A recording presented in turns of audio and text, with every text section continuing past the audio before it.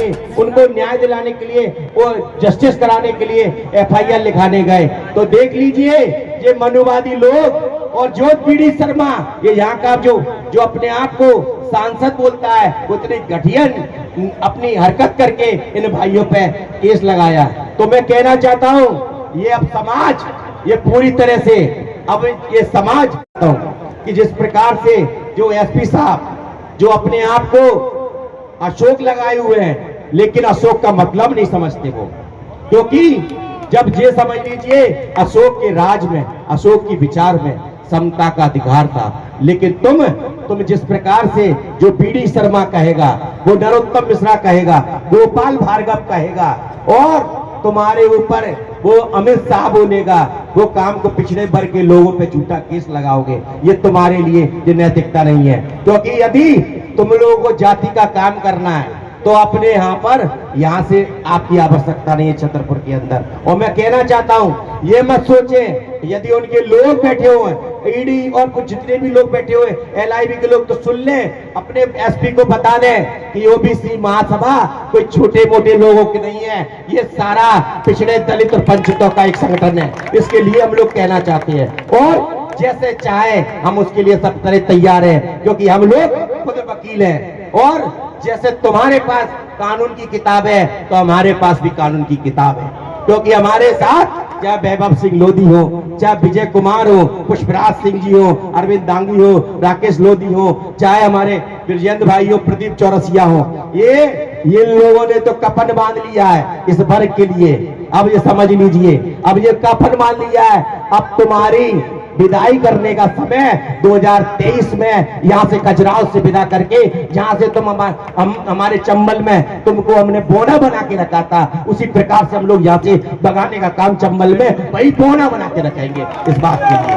और ये बात कहना चाहता हूँ, देखिए ये कुर्मियों की लड़ाई नहीं है, ये सारे OBCओं की लड़ाई है। और देखो एक बात और बताना चाहता हूँ, ये दीप नारायण जी के साथ जो किया, देखिए जो मंडल कमीशन के जिस लड़ाई में दीप नारायण जी ने संघर्ष किया था, उन्होंने लठवी खाए थे, इन मनुवादियों ने पत्थर फेंके थे। हम कहना चाहते इस मंच के माध्यम से, ये मंच के माध्यम से कहना चाहते हैं, ये लड़ाई अब यादवों की नहीं, ये पिछड़ों की और दलितों और आदिवासियों की लड़ाई है। और इसके लिए हम पूरी तरह से इस लड़ाई को लड़ेंगे।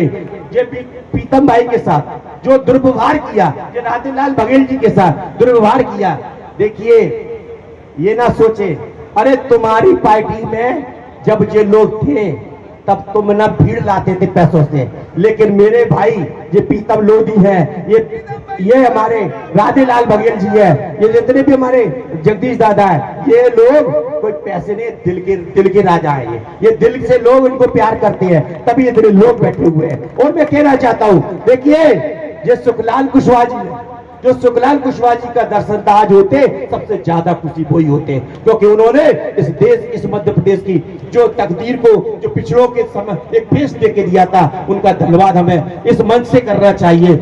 और आज देख लीजिए उनके वंश भी आए, ये बहुत बड़ी बात है। देखिए इतनी बड़ी आजादी के टाइम पे 1857 की आजादी में हृदय साल लोधी जी का जितना बड़ा था, वो हमारी लड़ाई के लिए शहादत हुई, लेकिन हमारे लोग उनके इतिहास को भूल गए जिस प्रकार से वो चला रहे हैं। लेकिन अब मैं बात करना चाहता हूं, आप देख लीजिए, यदि अगर नैतिकता होती SP साहब के पास, एक सेन समाज की बेटी 2 गायब हो चुकी हैं, और यहाँ का जितना प्रशासन है, यहाँ का जो मनुवादी पार्टियां हैं, भाजपा जो इस प्रकार से पूरी तरह से जो हम लोगों को कीड़े मकोड़े समझती है, अरे अभी तुम इतना गुरूर में हो, हम 2023 में तुमको उखाड़ फेंकने का काम, क्योंकि हम सपने नहीं देखते, प्लान के साथ काम करते हैं।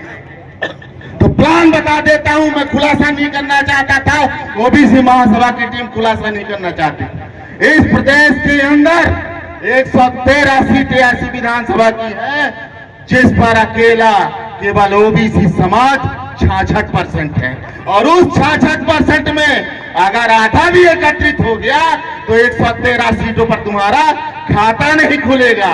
उसके बाद 84 सीटें, जिसको कोई छोटा भाई बोलता है, कोई बड़ा भाई बोलता है, तो मैं तो कहता हूं शेड्यूल ट्राइब, शेड्यूल कास्ट, हमने उनको सहारा दिया है और उनने हमको सहारा दिया है, तो बराबर के भाई हैं। उनके लिए 84 सीटें हैं, वहां भी तुम्हारा खाता नहीं खुलेगा। 113 और 84 सीटों पर जब तुम्हारा खाता नहीं खुलेगा तब तुम इस तरह की दमनकारी नीति नहीं अपना सकते।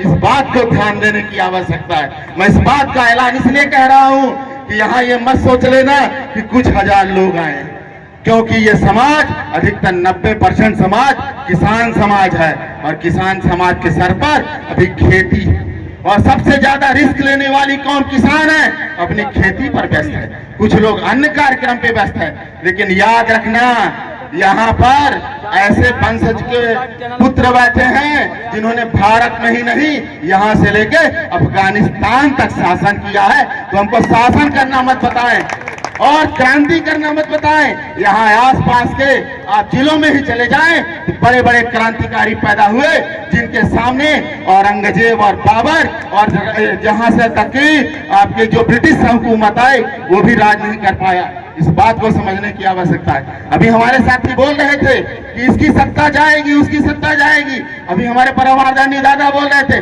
दादा आपका आशीर्वाद और आपका जो साहस सबल मार्गदर्शन और ये हजारों क्रांतिकारियों का हुजूम का मेहनत बर्बाद नहीं जाएगा। बहुत जल्द ही आपके प्लान को हम सफल करके दिखाएंगे। क्यों दिखाएंगे कि नहीं दिखाएंगे? दिखाएंगे। और जिस दिन सरकार आपकी, सत्ता आपकी, तो उसी समय ये LID, ये ID, ये प्रशासन के लोग आपसे मिलने के लिए टाइम मांगेंगे।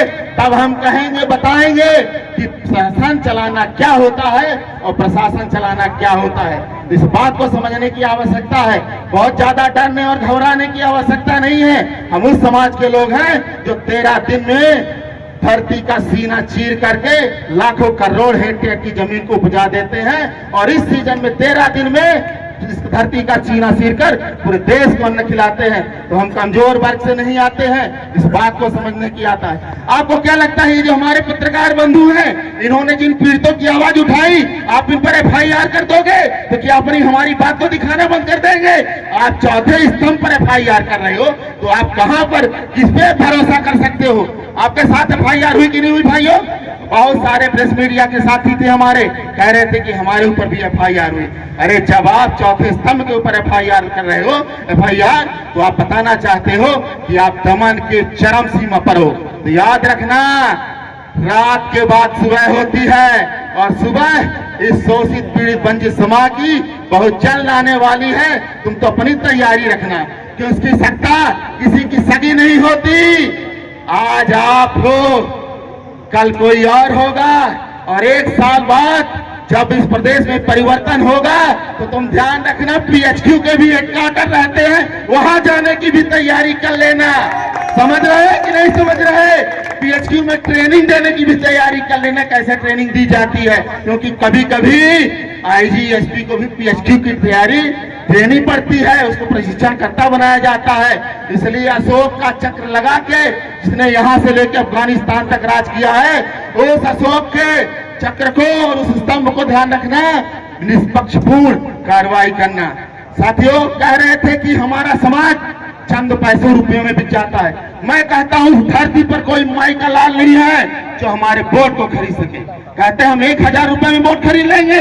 अरे 1 साल में 365 दिन और 5 साल में 1825 दिन होते हैं और एक परिवार का 1825 दिन का 1000 रुपए लगाओ 10 लाख रुपए आता है और अगर 500 रुपए में 10 लाख रुपए आता है, 1000 रुपए में 20 लाख रुपए आता है और एक परिवार में कम से कम 5 लोग होते हैं। अगर तुमने माँ का दूध पिया है कि तुम हमारा वोट खरीद सको,